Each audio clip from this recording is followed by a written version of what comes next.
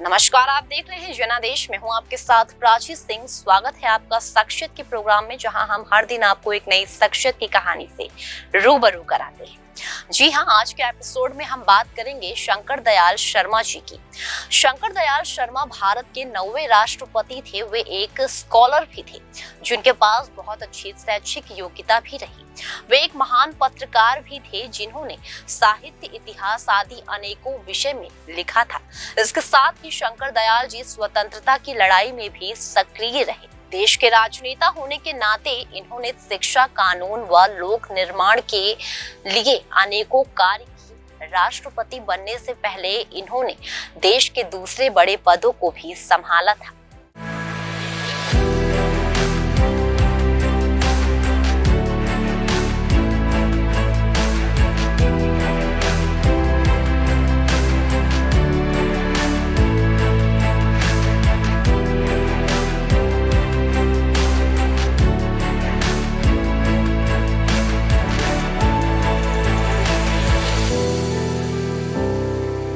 स्वतंत्र भारत के 9वें राष्ट्रपति शंकर दयाल शर्मा का जन्म 19 अगस्त 1918 को मध्य प्रदेश के भोपाल शहर में हुआ था। उनके पिता का नाम खुशीलाल शर्मा एवं माता का नाम सुभद्रा शर्मा था। शंकर दयाल जी ने अपनी शिक्षा देश एवं विदेश की यूनिवर्सिटी से पूरी की थी। शंकर दयाल जी ने शिक्षा की शुरुआत सेंट जॉन कॉलेज से की थी। इसके बाद उन्होंने आगरा यूनिवर्सिटी और इलाहाबाद यूनिवर्सिटी से भी शिक्षा ग्रहण की थी। लॉ की पढ़ाई के लिए वे लखनऊ यूनिवर्सिटी चले गए। शिक्षा के प्रति लगन के चलते शंकर दयाल जी ने पीएचडी करने के लिए फिट जोवेलियम कॉलेज, कैम्ब्रिज यूनिवर्सिटी चले गए। इसके बाद उन्होंने लंदन यूनिवर्सिटी से सार्वजनिक प्रशासन में डिप्लोमा किया। इतनी शिक्षा ग्रहण करने के बाद भी डॉक्टर शंकर दयाल शर्मा जी यहाँ रुके नहीं। उन्होंने लखनऊ यूनिवर्सिटी में 9 साल तक लॉ की शिक्षा दी और वहाँ प्रोफेसर रहे। इसके बाद फिर लंदन चले गए और कैम्ब्रिज यूनिवर्सिटी में भी उन्होंने बच्चों को लॉ की शिक्षा दी। डॉक्टर शंकर दयाल शर्मा जी सिर्फ पढ़ाई में ही आगे नहीं थे, वे खेल कूद में भी हमेशा आगे रहते थे। वे एक अच्छे धावक एवं तैराक थे। डॉक्टर शर्मा जी ने पत्रकारिता में भी अपना हाथ आजमाया था। उन्होंने कविता, इतिहास, कला, संस्कृति, दर्शन, साहित्य एवं विभिन्न धर्मों के बारे में बहुत से लेख लिखे हैं। अपनी पढ़ाई के समय एवं बाद में जब वे शिक्षक थे, उसी समय उन्होंने स्वतंत्रता प्राप्त के लिए अंग्रेजों के विरुद्ध आवाज उठानी शुरू कर दी थी। डॉक्टर शंकर दयाल जी के राजनीतिक सफर की शुरुआत 1940 में तब हुई जब उन्होंने स्वतंत्रता संग्राम में भाग लेने के लिए कांग्रेस पार्टी की सदस्यता ग्रहण की।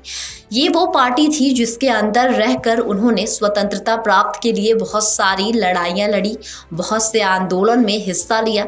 इसके साथ ही चुनाव लड़े और जीत हासिल कर उच्च पद में विराजमान रहे। वे अपने जीवन के अंत तक इस पार्टी के प्रति बहुत ईमानदार रहे। उन्होंने इसका साथ कभी नहीं छोड़ा। 1942 में महात्मा गांधी द्वारा चलाए गए भारत छोड़ो आंदोलन में डॉक्टर शंकर दयाल जी की महत्वपूर्ण भूमिका थी। भारत की आजादी के बाद शंकर दयाल जी ने भोपाल के नवाब से एक अलग इकाई के रूप में भोपाल रियासत बनाने की अपनी इच्छा प्रकट की।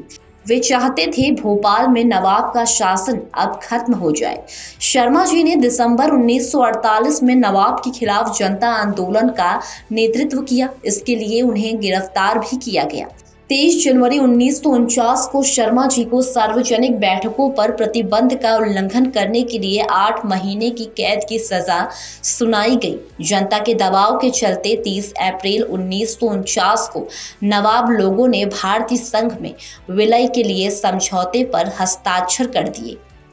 1950 से 1952 तक डॉक्टर शंकर जी भोपाल कांग्रेस कमेटी के अध्यक्ष बन गए। तत्पश्चात 1952 में ही कांग्रेस का प्रतिनिधित्व करते हुए वे भोपाल के मुख्यमंत्री बन गए एवं 1956 तक इस पद पर रहे। 1956 से 1971 तक डॉक्टर शंकर जी मध्य प्रदेश विधानसभा के सदस्य रहे। इन सालों के अंदर कांग्रेस पार्टी के नेता के तौर पर डॉक्टर शंकर दयाल जी ने इंदिरा गांधी का बहुत सहयोग किया। 1959 में जब कराची में प्राइमरी व सेकेंडरी शिक्षा के लिए यूनेस्को की बैठक हुई, तब डॉक्टर शंकर दयाल जी ने ही भारत की तरफ से प्रतिनिधित्व किया था। जब इंदिरा गांधी जी की सरकार आई तब 1974 से 1977 तक कैबिनेट में संचार मंत्री रहे। डॉक्टर शंकर दयाल जी 2 बार 1971 एवं 1980 में लोकसभा सीट के लिए भोपाल से खड़े हुए। दोनों ही बार इन्हें सफलता प्राप्त हुई। इस तरह वे दिल्ली संसद पहुंच गए।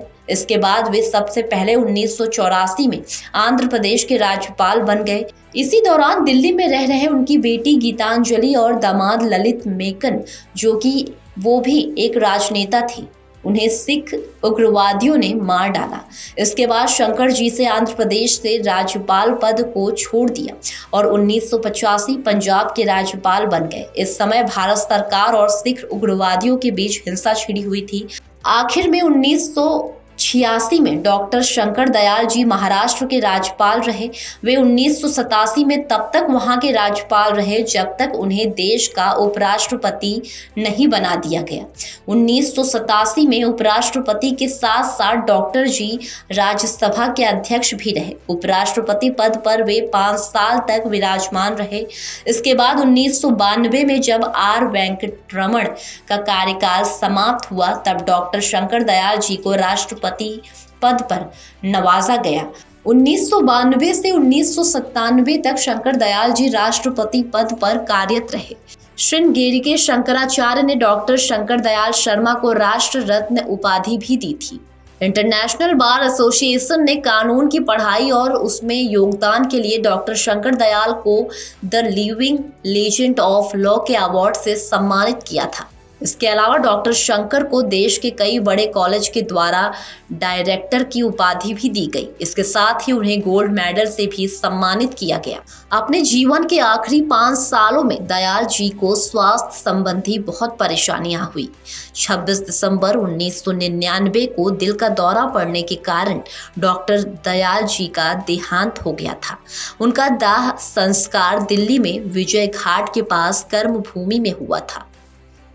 डॉक्टर शंकर दयाल जी एक गंभीर व्यक्ति, संजीदा और प्रतिबद्ध रहने वाले थे। वे अपने कामों को पूरी लगन एवं समय पर पूरा करते थे। तो आज के एपिसोड में फिलहाल के लिए इतना ही। उम्मीद है आज का एपिसोड यानी कि शंकर दयाल शर्मा जी की कहानी आप सबको पसंद आई होगी। कल फिर मिलेंगे एक और नई शख्सियत की कहानी लेकर, यही समय पर, यही शो पर। तब तक के लिए मुझे इजाजत दीजिए और देश और दुनिया की खबरों में बने रहने के लिए देखते रहिए जनादेश। नमस्कार।